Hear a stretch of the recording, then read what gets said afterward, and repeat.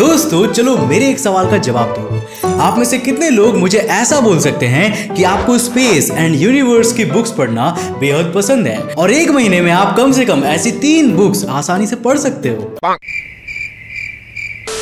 अरे बाबा ठीक है, मैं समझता हूँ कि डिजिटल जमाना आ गया है और लोगों को विजुअल वीडियोस देखना ज्यादा पसंद है। अब इस वक्त में कौन बुक्स खरीदेगा भला और कौन उससे एक महीने तक बैठे बैठे पढ़ेगा?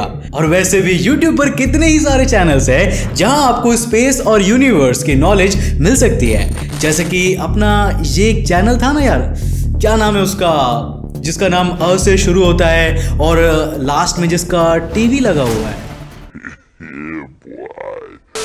अरे कमेंट करो यार कौन सा चैनल था। खैर चलिए कोई बात नहीं, मैं ये तो पक्का यकीन के साथ कह सकता हूँ कि आपने legendary physicist sir Stephen Hawking के बारे में तो जरूर सुना होगा। साल 1982 में स्टीफन हॉकिंग ने डिसाइड किया कि वो अपनी ग्राउंड ब्रेकिंग रिसर्च को बुक के फॉर्म में पब्लिश करेंगे। उनका मेन गोल था ये एक्सप्लेन करना कि आखिर हम अपने यूनिवर्स की अंडरस्टैंडिंग में कितने आगे आ पाए हैं। लेकिन वो ये बिल्कुल भी नहीं चाहते थे कि इस बुक को सिर्फ कॉलेज प्रोफेसर्स और साइंस के स्टूडेंट्स ही पढ़े। वो इस बुक को इस तरह से लिखना चाहते थे कि हर 15 साल से ऊपर का बच्चा इसे पढ़े और समझ पाए।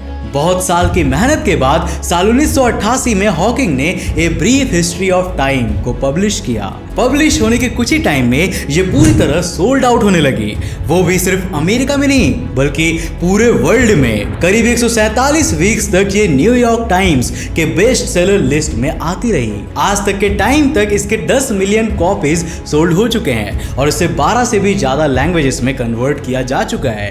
अपनी इस पहली बुक की सक्सेस के बाद स्टीफन हॉकिंग आज के टाइम तक कम से कम 15 बुक्स के ऑथर और को ऑथर रह चुके हैं। उनका राइटिंग स्टाइल इतना सिंपल और ब्रीफ था कि जिसने भी इन बुक्स को पढ़ा वो स्टीफन हॉकिंग का फैन बन गया। सर स्टीफन हॉकिंग की मौत 14 मार्च 2018 में हुई थी। अपनी मौत से पहले भी वो एक बहुत ही इंटरेस्टिंग बुक पर काम कर रहे थे जिसका नाम है brief answers to the big questions. इस बुक में उन्होंने बहुत से क्वेश्चंस को रेज किए थे, जैसे कि ब्लैक होल कैसा होता है और उसके अंदर क्या है, क्या हम अपना फ्यूचर प्रेडिक्ट कर सकते हैं, क्या टाइम ट्रैवल पॉसिबल है और क्या आर्टिफिशियल इंटेलिजेंस हमें फ्यूचर में ओवर पावर कर देगी। ऐसी बहुत सी चीजें हैं जिसके आंसर्स स्टीफन हॉकिंग ने अपने लाइफ टाइम में खोजने की कोशिश की। आज मैं आपको इन्हीं कुछ चीजों के बारे में बताऊंगा, तो बस बने रहिए हमारे साथ इस वीडियो के एंड तक। तो हेलो गाइस, मैं कौशिक और चलिए जानते हैं स्टीफन हॉकिंग द्वारा दिए गए कुछ बड़े सवालों के जवाब। दोस्तों sir Stephen Hawking astronomy subject की तरफ बहुत ही ज्यादा पैशनेट हुआ करते थे। इस बात का सबूत उनके बुक्स में क्लियरली देखने को मिलता है। उनका साफ मानना था कि हमारे यूनिवर्स के सीक्रेट्स किसी एक साइंटिस्ट या फिजिसिस्ट ने नहीं बल्कि बहुत से साइंटिस्ट ने अलग अलग टाइम में रहने के बाद ही मिलकर निकाले हैं। वो एरिस्टोटल और टॉलमी के आइडियाज से शुरू करते हैं। एरिस्टोटल अपने वक्त में बाकी लोगों से काफी अलग यही सोचते थे कि अर्थ राउंड है। ल्यूनार एक्लिप्सेस को ऑब्जर्व करके वो इस कंक्लूजन पर पहुंचे थे जो उनके मुताबिक अर्थ के राउंड शैडो से क्रिएट होता था। एरिस्टोटल का यह भी मानना था कि सूरज और स्टार्स अर्थ के अराउंड परफेक्ट सर्कल्स में मूव करती है। टॉलमी ने भी सन और स्टार्स की पोजीशंस को लेकर एरिस्टोटल के ही आइडिया को डिटेल में रिसर्च किया था। आज के इस वक्त में हम सबको पता है कि इस बात का ऑपोजिट ट्रुथ है। सन अर्थ के अराउंड नहीं बल्कि अर्थ सन के अराउंड घूमता है। एरिस्टोटल और टॉलमी के आइडियाज को 16th, 17th और 18th सेंचुरीज में तुरंत बदल दिया गया। साल 1514 में निकोलस कोपरनिकस ने एक डिटेल्ड आर्गुमेंट सामने रखा जिसमें उन्होंने बताया कि अर्थ सूरज के अराउंड रिवॉल्व करता है। इसके अराउंड 100 साल बाद गैलीलियो गैलीलाई और जॉहन्स केपलर ने प्लैनेट्स और मून्स की मूवमेंट को अच्छे से स्टडी किया और निकोलस के आइडिया को वैलिडेट किया। इन ऑब्जर्वेशंस को अच्छे से फिट करने के लिए केपलर ने सर्कुलर की जगह इलिप्टिकल ऑर्बिट मॉडल को प्रपोज किया। साल 1687 में अपनी बुक प्रिंसिपिया मैथमेटिका में आइजैक न्यूटन ने कई कॉम्प्लेक्स मैथमेटिकल कैलकुलेशंस की हेल्प से निकोलस कोपरनिकस के आइडिया को सपोर्ट किया। न्यूटन के इस मॉडल का यह भी मतलब था कि स्टार्स सूरज के जैसे फिक्स्ड नहीं है, बल्कि वो एक फार अवे मूविंग ऑब्जेक्ट्स है। ओरिजिन ऑफ यूनिवर्स ने एक और बहुत इंटरेस्टिंग डिबेट को सामने रखा था। एरिस्टोटल का मानना था कि यूनिवर्स हमेशा से ही एग्जिस्ट कर रहा है, लेकिन इसके अपोजिट बहुत से लोग मानते थे कि यूनिवर्स भी एक स्पेसिफिक टाइम पर क्रिएट हुआ था। मतलब यूनिवर्स हमेशा अमर नहीं था और ना ही अमर है, बल्कि इस ब्रह्मांड ने भी कभी जन्म लिया था और इसका भी कभी ना कभी अंत होने वाला है। साल 1929 में एस्ट्रोनॉमर एडविन हबल ने डिस्कवर किया कि सिर्फ स्टार्स ही नहीं बल्कि बहुत सी गैलेक्सीज भी एक दूसरे से दूर जा रही है, जो इस बात का सबूत है कि यूनिवर्स अब भी एक्सपैंड कर रही है। आज के वक्त में साइंटिस्ट मेजरली दो थियरीज का इस्तेमाल करते हैं। पहली है एल्बर्ट आइंस्टाइन की जनरल थियरी ऑफ रिलेटिविटी और दूसरी है क्वांटम मैकेनिक्स। ये थियरीज यूनिवर्स की वर्किंग्स को पार्शियली एक्सप्लेन करते हैं। साइंटिस्ट अब भी ग्रैंड यूनिफाइड थियरी की खोज कर रहे हैं जो यूनिवर्स की हर चीज को एक्सप्लेन करेगा। हॉकिंग का यह मानना था कि इस ग्रैंड यूनिफाइड थियरी की डिस्कवरी से हमारे स्पीसीज की सर्वाइवल और हमारे लाइफस्टाइल पर कोई भी फर्क नहीं पड़ेगा, पर फिर भी सिर्फ ह्यूमैनिटी की desire of knowledge he motivation देता है ह्यूमंस को इन रहस्यमयी क्वेश्चंस के आंसर ढूंढने के लिए। Brief answers to the big questions में स्टीफन हॉकिंग एक बहुत ही इंपॉर्टेंट पॉइंट कवर करते हैं, टाइम ट्रैवल का। एरिस्टोटल और न्यूटन ये बिलीव करते थे कि टाइम एब्सोल्यूट क्वांटिटी है। उनका कहना था कि किसी इवेंट को अगर डिफरेंट स्टेट्स ऑफ मोशंस में दो एक्यूरेट क्लॉक्स से मेजर किया जाए तो सेम अमाउंट ऑफ टाइम ही पास होगा, लेकिन इस थियरी को गलत प्रूव किया द ट्विन्स पैराडॉक्स ने। वेल अब ये ट्विन्स पैराडॉक्स क्या है? चलिए इसी को आगे समझते हैं। अब आप मान लीजिए कि आपका एक ट्विन है जो माउंटेन के टॉप पर रहता है, वहीं आप सी लेवल पर रहते हो, तो हम ये ऑब्जर्व कर पाएंगे कि आप अपने माउंटेन ट्विन के मुकाबले कम रेट में एज कर रहे हैं। इस आइडिया को साल 1962 में दो एक्यूरेट क्लॉक्स की हेल्प से प्रूव किया गया था।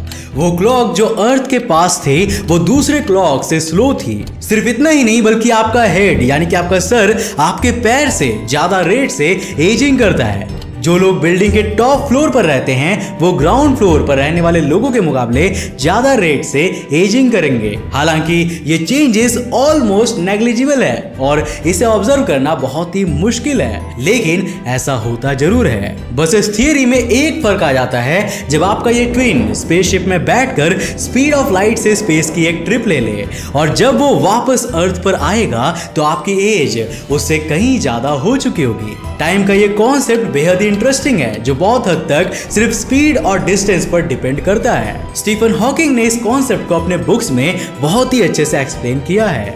आप एक तरह से ये कह सकते हैं कि जो ट्विन स्पेस में गया था वो टाइम ट्रैवल करके वापस अर्थ पर आया है। अब दोस्तों मुझे ये पता है कि आप लोग ये सोच रहे होंगे कि यार कौशिक भाई को इतनी सारी इंफॉर्मेशन आखिर कैसे मिलती है। जरूर उन्होंने brief answers to the big question की बुक को पूरी तरह से चाट के पढ़ लिया होगा, लेकिन मैं आपको बता दूं कि ऐसा कुछ भी नहीं है। बल्कि दोस्तों मैंने इस नॉलेज को गेन किया अपनी आंखों को बंद करके और अपने कानों में हेडफोन्स लगा के। जी हाँ, आपने बिल्कुल सही सुना। दरअसल मैंने बस कुकू एफएम का ऐप खोला और अपने प्रीमियम सब्सक्रिप्शन की हेल्प से brief answers to the big questions की बुक की ऑडियो बुक सुन ली। यार मतलब इतना सही ऐप है ना कि क्या ही कहने।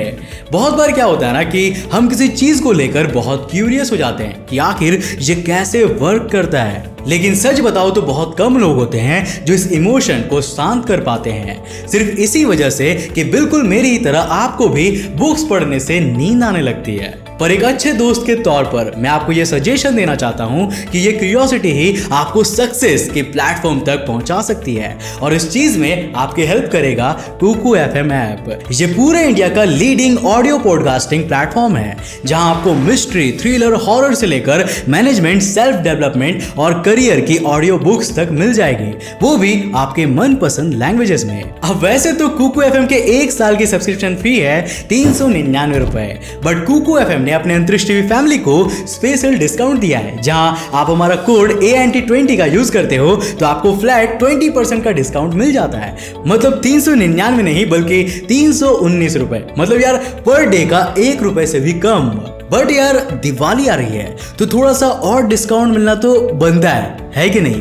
तो बस इसी बात पे इस दिवाली मैं और कुकू FM आपको 50% का डिस्काउंट कूपन गिफ्ट करना चाहते हैं, ताकि इस दिवाली आप अपने ज्ञान के भंडार को दिए से रोशन करें। यूज करें दिवाली 50 कूपन कोड और पाएं प्रीमियम सब्सक्रिप्शन केवल 200 रुपए में। ये एक लिमिटेड टाइम ऑफर है, तो जल्दी से डिस्क्रिप्शन में दिए हुए मेरे लिंक से कुकू FM को डाउनलोड करें। अब बढ़ते हैं अपने बुक में आगे की ओर। सर स्टीफन हॉकिंग अपने बुक में ब्लैक होल्स को भी अच्छे से समझाने की कोशिश करते हैं। हम इसे अंडरस्टैंड करते हैं एक स्टार के लाइफ साइकिल को समझकर। ग्रेविटेशनल अट्रैक्शन की वजह से जब लार्ज अमाउंट ऑफ गैसेस एक दूसरे से कोलैप्स होते हैं तब स्टार्स फॉर्म होते हैं। जैसे जैसे ये कॉन्ट्रैक्ट होते हैं वैसे वैसे इनके अंदर के गैस एटम्स एक दूसरे से ज़्यादा स्पीड से कोलाइड होने लगते हैं और ये हीट अप होता जाता है।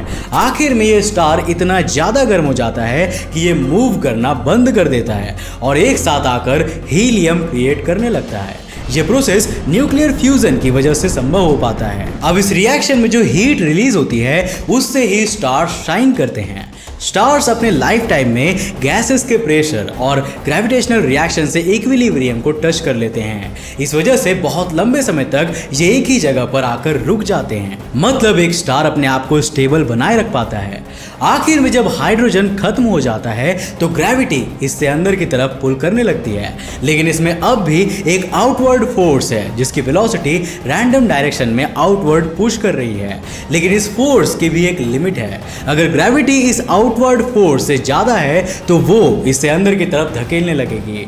इस लिमिट को चंद्रशेखर लिमिट भी कहते हैं। इस फेनोमेनन की वजह से ही स्टार्स व्हाइट ड्वार्फ बन जाते हैं और इस व्हाइट ड्वार्फ में बदलने की प्रक्रिया को हम हीलियम फ्लैश कहते हैं। लेकिन अगर ये आउटवर्ड फोर्स ग्रेविटी से ज्यादा होती है तो ये ब्लैक होल्स में कन्वर्ट हो जाते हैं।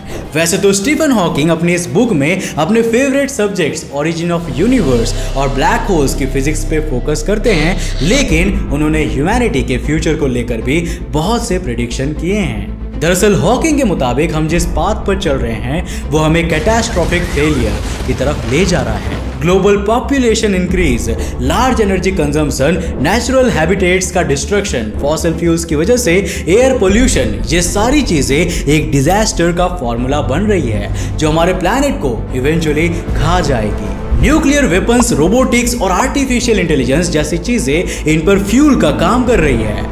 हॉकिंग के मुताबिक सिर्फ साइंस ही है जो हमें इससे बचा सकती है। हम ऐसी टेक्नोलॉजी बना सकते हैं जिससे कार्बन जैसे गैसेस को और एफिशिएंटली यूज किया जाए। उनका यह भी कहना था कि रिन्यूएबल एनर्जी की कॉस्ट को लो करना बहुत इंपॉर्टेंट है। हम जेनेटिक इंजीनियरिंग की हेल्प से हाईली न्यूट्रिशियस फूड बना सकते हैं जो चीप भी होंगे। आउटर स्पेस में कोलोनाइजेशन को भी हॉकिंग काफी सपोर्ट करते थे।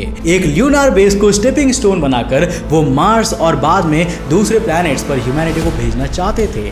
हॉकिंग के मुताबिक ये सभी चीजें तभी पॉसिबल होंगी जब हम लोग जागेंगे और अपने प्लैनेट्स के रिसोर्सेज को सही तरीके से यूज करेंगे। हमें अपने साथ साथ दूसरे लिविंग क्रिएचर्स के साथ अपनी रिलेशनशिप सही करनी होगी।